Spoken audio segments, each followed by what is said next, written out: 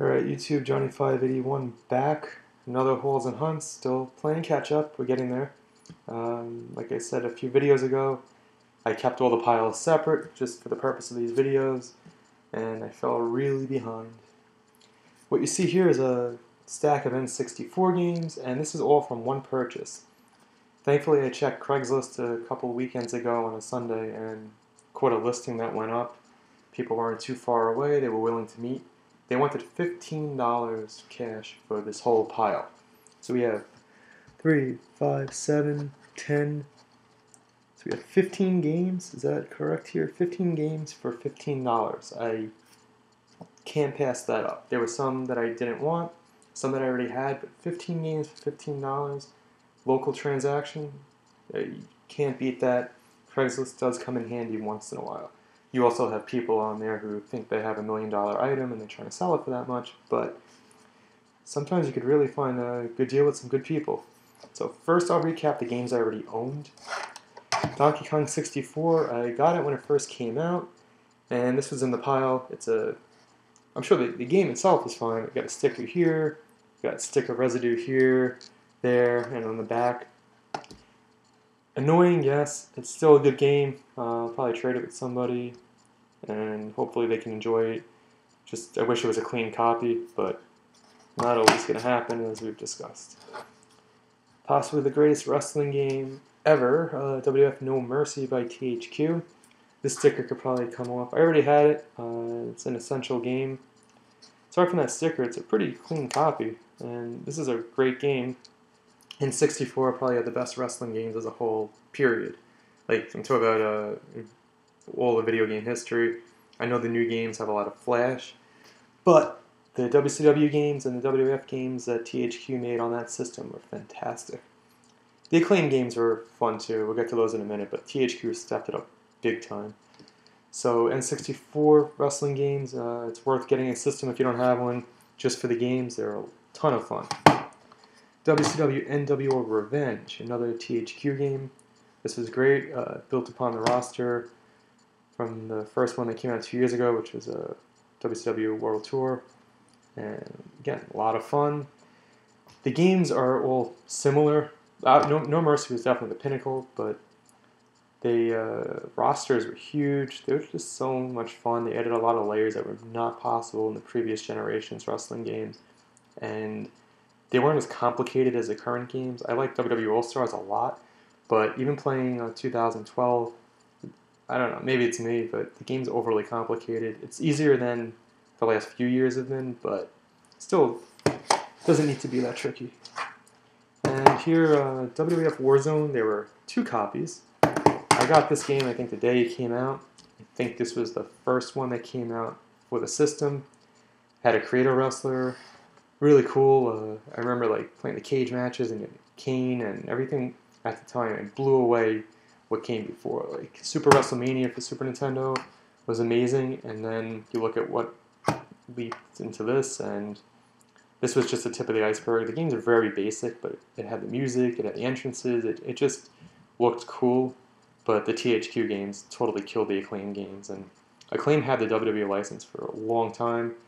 But once WWF, WWE, whatever, found the quality that THQ was making, they scooped in there, and WCW's license went elsewhere, and WWF went to THQ, and they produced No Mercy and WrestleMania 2000 for the 64, both great games. So we had 15 games total, if I could count correctly, and 5 of them I already had. That left 10 games. So even I have these, you got 10 games left for $15. That's still a good deal, but these could be good trading materials. So yeah, Star Wars Episode 1 Racer, this came out on all the systems. I think I have it on another one, but really good shape. Didn't have it on the 64, so it helps for the collection. LucasArts makes a lot of good video games, and they always have, going back to the old PC days like Maniac Mansion and Day of the Tentacle, a sequel, or Sam & Max, the old Indiana Jones games. LucasArts has always put out good ones. They've had some good 64 games. Like Shadows of the Empire was an early N64 game, and that was amazing. Pod Racer is a lot of fun. You could knock the movie if you want. I still don't think it's as bad as people want to make it out to be, but the pod racing game was fun. Then we got All Marines, which I think may have been a first-person shooter. Maybe it was a third. Another Acclaim game. I don't think I ever played this one, but got a black cartridge. The sticker's alright. It's a little dirty, but the sticker's cool. The back has some sticker residue on there. Wish it didn't, but not the worst thing. No markers. I'm happy about that. We got 007 World Is Not Enough by EA, which was similar to GoldenEye. I think the game in between bothered a lot of people, so they went back to GoldenEye style. Got a sticker on the back, but the game's pretty good.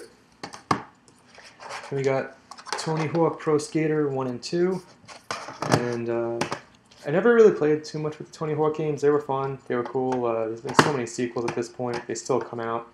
Most recently, the ones that actually have the skateboard accessory, the current gen systems. A lot of people do say that these were still the most fun, the 1, 2, and 3. I don't have part 3. So, pretty cool. Got a blue cartridge, a yellow cartridge. Great shape. No writing. We got Tom and Jerry Fists of Fury, which I think was a Smash Brothery type game with the Tom and Jerry characters. So, that's kind of cool. I haven't tried it yet. I don't think it had a super wide release when it came out. I know there was a sequel, War of the Whiskers, which I think had a bigger release, but I do want to try this, as I do like Tom and Jerry. No writing, really clean cartridge. Very happy. Here we have a fairly common game, Mission Impossible by Ocean, which I don't know if they got bought out by somebody, but I can't think offhand too many other games they made. So, nice clean copy, tied into the first movie. I think it had different gameplay elements. Didn't really play this one too much. Here's Aerogorge. It's kind of like Extreme G and can't think of the other game, Wipeout. So very similar to that. It should be in better condition, I wish. There's a sticker across the artwork, which does irk me. Sticker up top, sticker on the back. Not in the best shape. Could always replace the back cartridge, and I don't know, it might not be worth the effort, but the back of the cartridge. Still, it's a cool game. I love the Extreme G games. Wipeout games are fun. Extreme G, I actually really, really liked all 3 of them. So if this game's even close to that, I'll be happy. 2 sports games I really don't care about, but I don't have them. So we have NHL 99, which I'll probably never ever play. Not that it's not a good game, it just really don't care. So it was included in the bundle. But even if you remove the 2 sports games and the games I have, $15 for all this is still a great deal. So I can't complain. It's in perfect shape. Just don't care. Here's Ken Griffey Baseball. This was fun. It was more of an arcade-style baseball game. And I do like the arcadey sport games, like Hits and Blitz and Hoops, or NBA Jam, or this one, or, like the Bigs. Those are more fun for me, because I'm not a big sports guy. And the simulator games like the NHL 99 that I just showed you really don't interest me. Again, they're great, they're just not for me. This is more my thing where it's just a pick up and play, have fun, arcade style game, and that's what I like. I like the old arcade games, so.